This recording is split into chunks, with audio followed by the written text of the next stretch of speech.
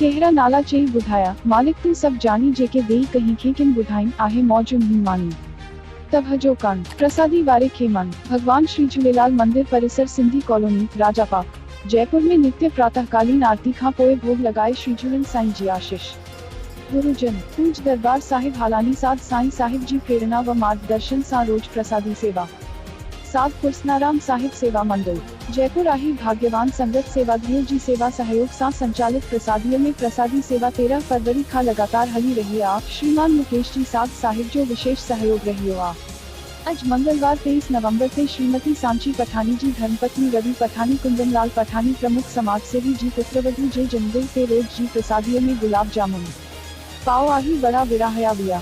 श्रीमती सांची पठानी जी के जन्मदिन जू बधाई आही शुभकामनाएं। शंकर आसनानी अध्यक्ष, भगवान दास वेजनानी महासचिव, कमलेश आसुदानी सचिव, किशन देवनानी उपाध्यक्ष, वासुदेव अलवानी कोषाध्यक्ष।